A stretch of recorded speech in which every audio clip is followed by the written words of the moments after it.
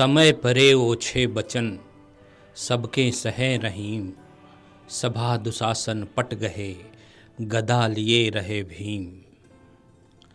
रहीम कहते हैं, जब समय उल्टा चल रहा हो तो समर्थ इंसान को भी ओछे या कड़वे वचन सुनने पड़ते हैं। समय का ही खेल था कि गदाधारी बलवान भीम के सामने दुशासन द्रौपदी का चीरहरण करता रहा और भीम हाथ में गदा होते हुए भी नीची आंख किए बैठे रहे। आदर घटे नरेश ढिंग बसे रहे कछुनाहि। जो रहीम को टिन मिले धिग जीवन जगमाहि। आदर विहीन जीवन व्यर्थ है। रहीम कहते हैं, आदर न मिलने या सम्मान घट जाने पर राजा के पास रहना भी व्यर्थ है। आदर बिना यदि राजा करोड़ों रुपए भी दे तो उन रुपयों को प्राप्त करना धिक्कार है।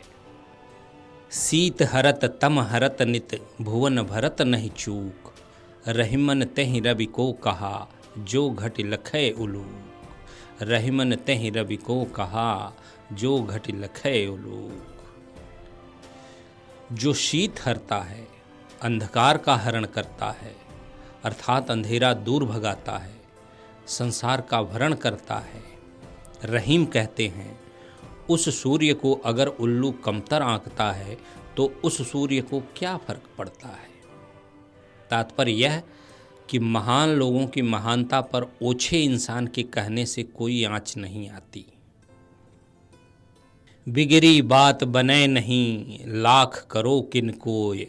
रहीमन फाटे दूध को मथे न माखन होए। मथे न माखन होए।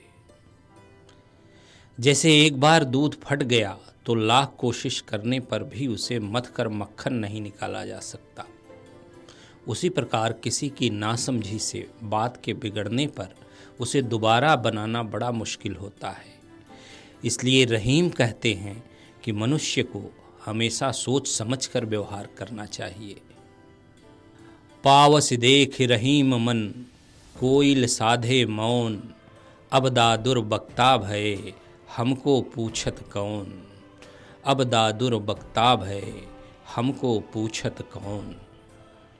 वर्षा ऋतु को देखकर कोयल और रहीम के मन ने मौन साध लिया।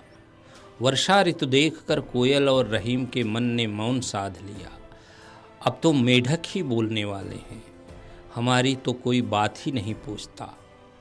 अभिप्राय यह है कि कुछ अवसर ऐसे आते हैं जब गुणवान को चुप रह जाना पड़ता है, उनका कोई आदर नहीं करता और गुणहीन वाचाल व्यक्तियों का ही बोलबाला हो जाता है।